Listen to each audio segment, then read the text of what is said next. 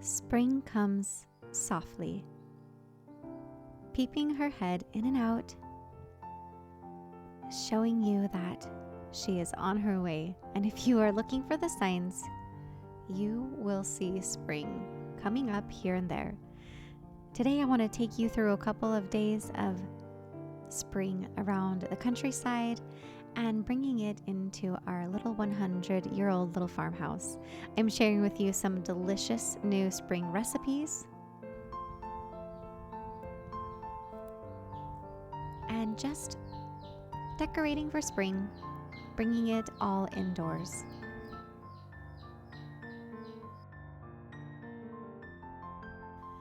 Life just gets so busy and it goes so fast that if you don't take a moment to slow it all down, you're going to miss moments like the first bulbs coming up. I had some random bulbs coming up in the yard that somebody had planted here a long time ago, and I've been watching them, and I decided to transplant them into my flower bed.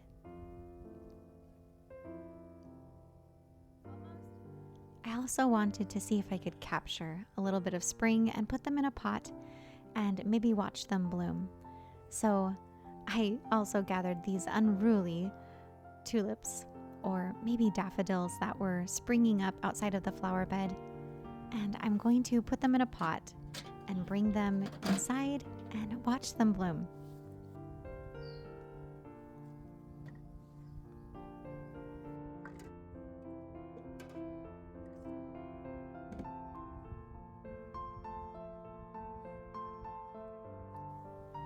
When a new season turns the corner, it's our culture here in America to often run out and impulsively buy up decorations from the store.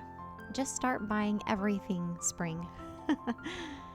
But living miles away from the large retail stores has really trained me in the way of finding resourceful ways to decorate. And as much as I wanted to go out and buy a bunch of flowers and new plants to put inside, I thought, what can I gather that is right here, right outside my front door? The wonderful thing about bulbs and spring flowers is that they just keep coming back every year.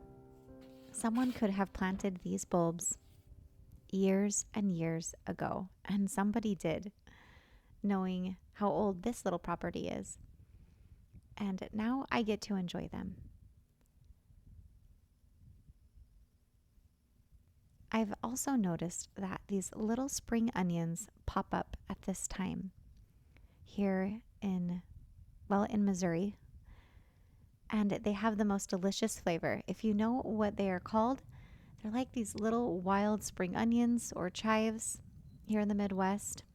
Put down the name in the comments if you know what they are.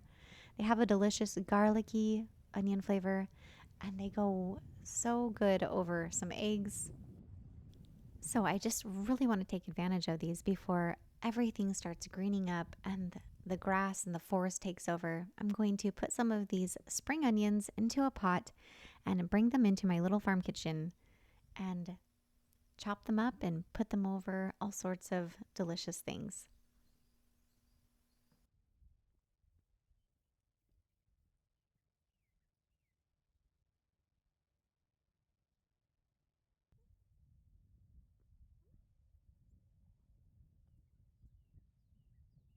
Wherever you are, take advantage of the signs of spring that are popping up around you. Back in Wyoming, it took much, much longer for spring to come, and we were so hungry for it by the end of April and the beginning of May. But I remember watching the little flowers popping up in the middle of the desert, flowers showing signs of life, that it was really there and it was really coming. Here, there's so much to be found, like this green moss growing down by the creek. I'm going to put this around our plants, and I just love the life that is steaming from them.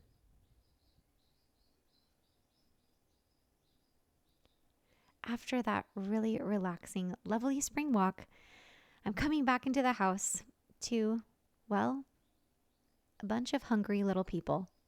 So I'm going to whip up a quick, well, as quick as I can, dinner. I'm going to throw together a little beef broth. I love cooking beef broth or any bone broth in my Instapot because it just expedites the process. So I'm pulling out some beef bones that I've had sitting in the fridge. They're surrounded by marbly beef, and that really adds a nice flavor to the broth as well. So I'm just going to put this here on a cookie sheet with some onions that I just roughly chop up. I don't peel the skins off or anything. I find that leaving the skins on your onions and the garlic just adds a little bit more of that flavor and that robust, warm brown color to the broth. And then I'm going to cover it all with some olive oil, massage in some salt and pepper. You also could add some carrots and celery or whatever vegetables that you have on hand. I am in a bit of a hurry, so it's just onions and garlic today.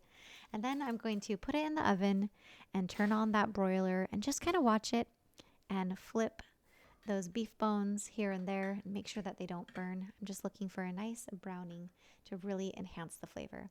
And then I'm going to get started some Irish soda bread. When there's no bread in the house and we want something to go with a stew or a soup, this is a great, really quick bread recipe. The Irish were very smart when they came up with their soda breads.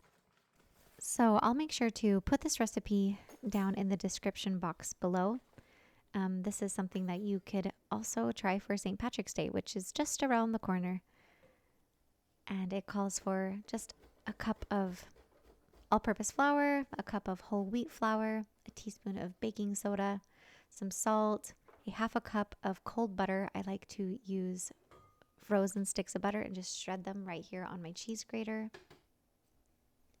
Mix that all together, and a cup of buttermilk. And if you don't have buttermilk on hand, I just put a little bit of vinegar into a cup of milk and actually warmed it up briefly in the microwave, and that allowed it to thicken and kind of separate some of the whey out of the milk and made that a little bit thicker and creamier. And then you just put that together, form it into a ball. If you need to add a little bit of flour to make it not so sticky on your fingers, just kind of pat it onto a baking sheet. And then my favorite part is cutting a little cross or an X on the top just to traditionally let out the fairies from your dough and bless it.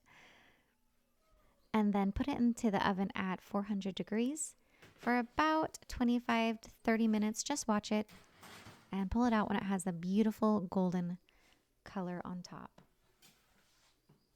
So now I'm going to get this soup going. We're going to make kind of a Irish beef stew for dinner.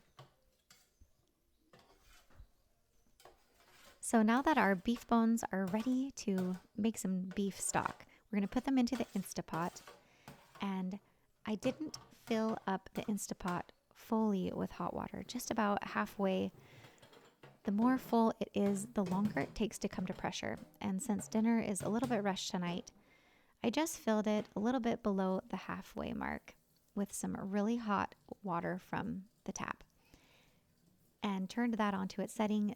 The setting will take about 35 minutes, but it takes some time to come to pressure. So hopefully it won't take too long.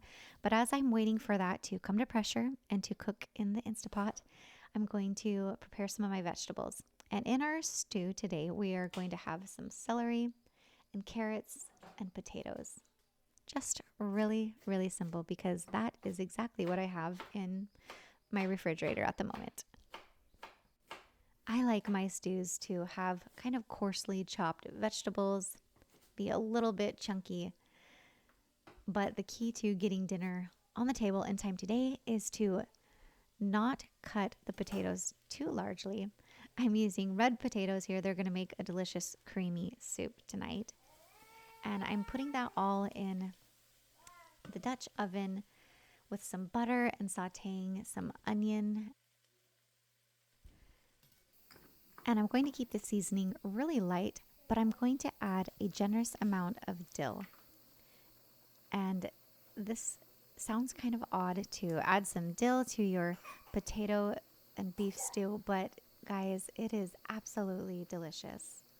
So some salt and pepper and dill, and now the broth is just barely ready and it needs to go right into the soup. So I'm just going to ladle some of this broth off into my soup. I want this to be a kind of thick and creamy soup. We're going to add the flour and cream later. And so I'm not going to add too much broth. You can always add more, but if you're going for a thick and creamy soup, make sure not to add too much broth all at once.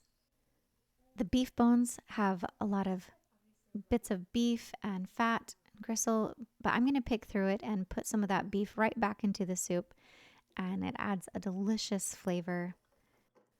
Once the stew has boiled and all those vegetables are just about cooked, I'm going to put together a little bit of flour and milk. Actually, this is flour and cream. It's about 1/4 to a half a cup of flour, and I just slowly whisk in some cream and mix it until all the lumps are out of it, and then pour it right into my soup. Let that simmer until it just thickens up.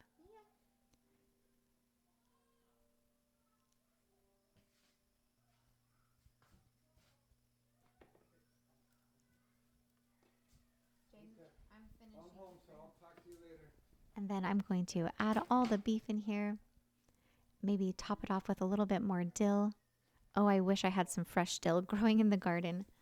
That's another goal I have this year, is to just grow an amazing herb garden. Those energy drinks have tea that we can't drink. Well, this looks really good. Let's get some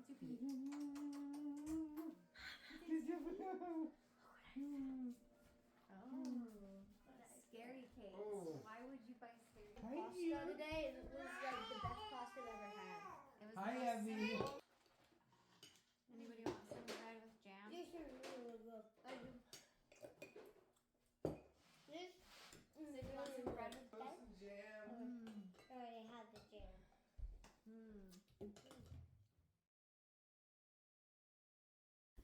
The following day was a bright and sunny day, and it felt so warm with the sunshine on our faces. And so we started out the day slowly. The baby's been a little sick this week, so the mornings have been slow. We haven't been getting a lot of sleep at night, and I've been trying to take my time.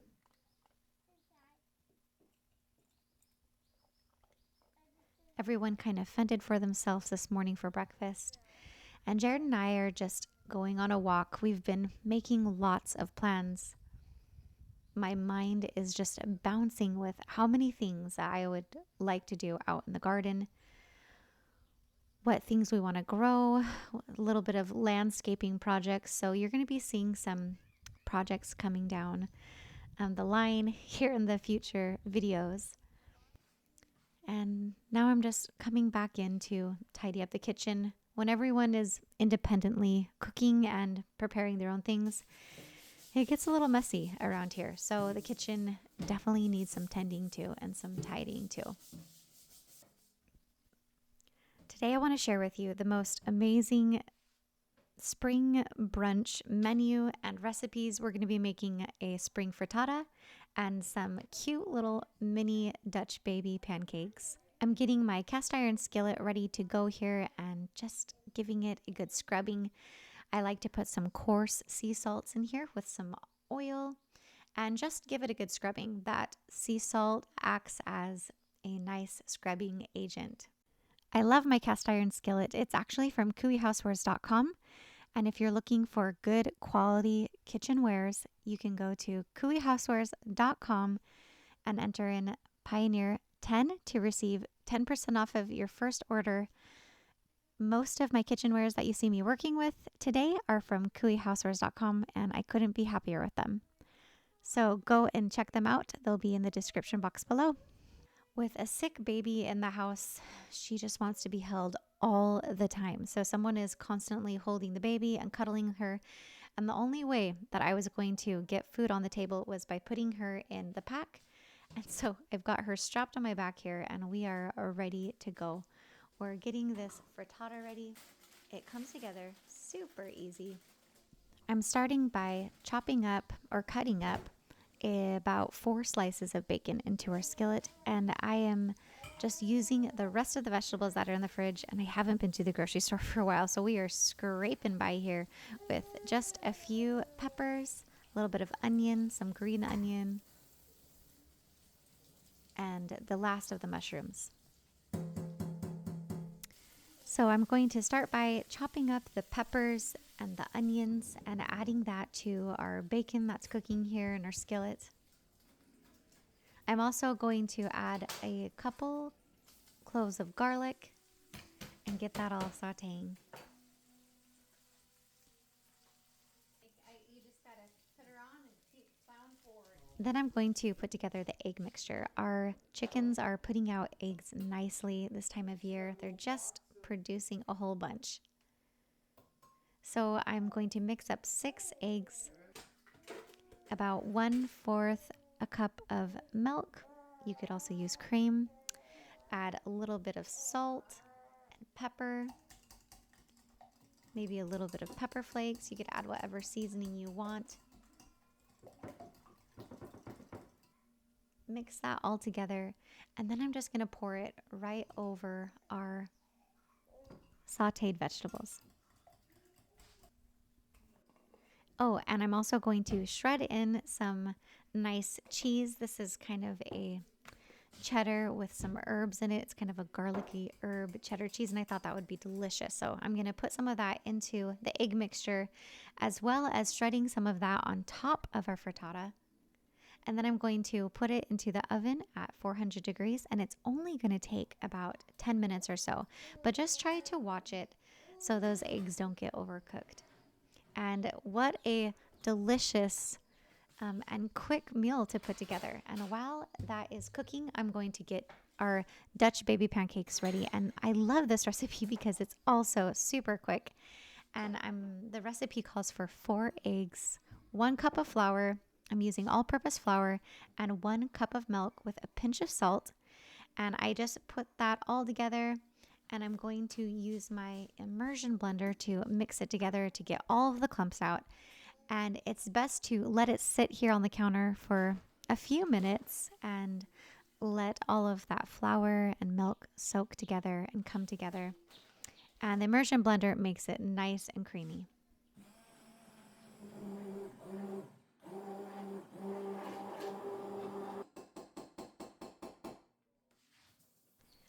With these mini Dutch baby pancakes, they're like these little cups, and the butter kind of fills in these little cups, and you can fill them with delicious things. So I'm going to put together a berry compote here on the stove.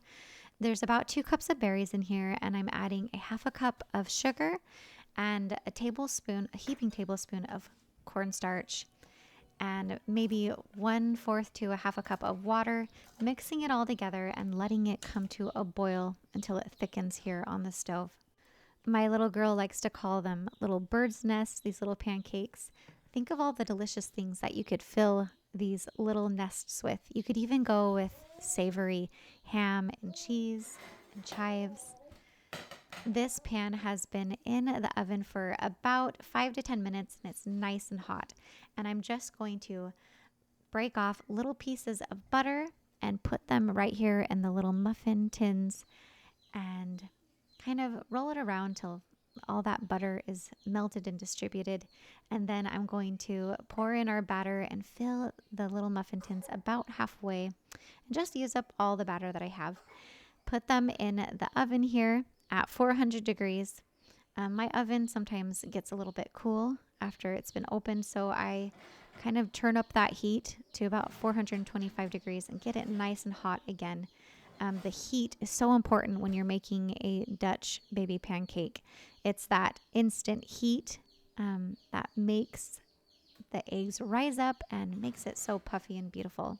It looks like our frittata is nice and done. I always do the jiggle test to see if it's jiggly in the center. If it's still quite jiggly, then it's not quite done yet. And so just test the center of that. And it looks like our berry compote is just about done as well. It's nice and thick. And one way to just make it pop is by adding a little bit of lemon juice in here. And that balances out the sweetness. You could also add a tablespoon of butter.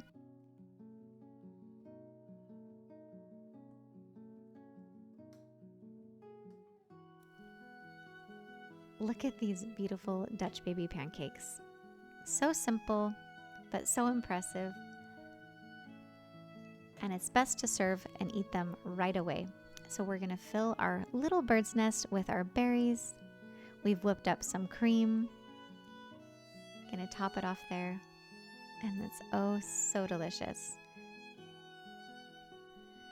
You could serve your frittata right in the cast iron skillet, or you could invert it onto a pretty plate, however you want to serve it. I'm also going to chop up some of our wild spring onions and add that to the top of our frittata. And we're going to serve our frittata with some homemade salsa and some sour cream.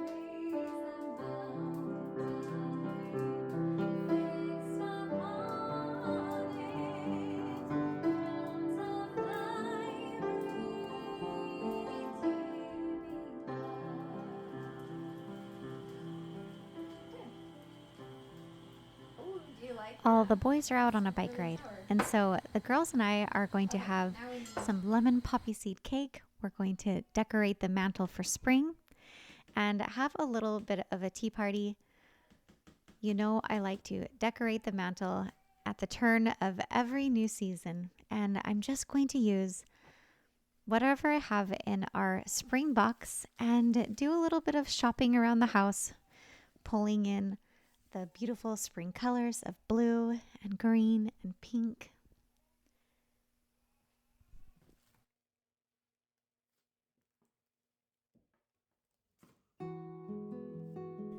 This is a place where I, as the homemaker and queen of the home, like to express myself and make little places beautiful.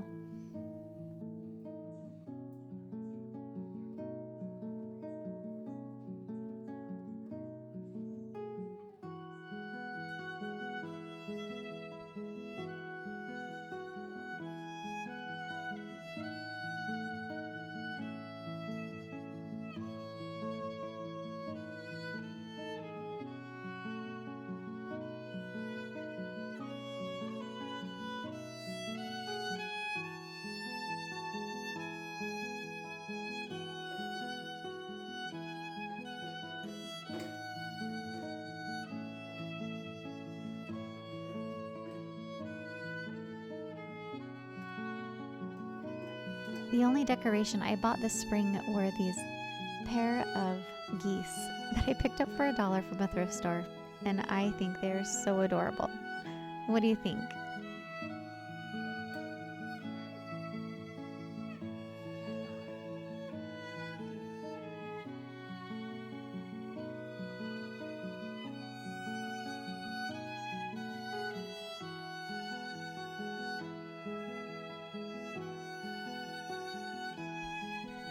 I just want to thank you all for being here today and spending these spring days with me.